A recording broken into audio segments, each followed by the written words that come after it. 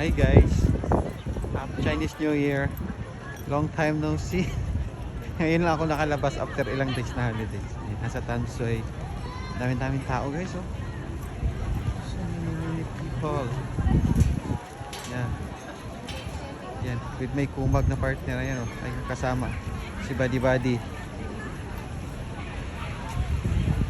First time niya magala sa Tansoy, kaya papalangwagin ko are.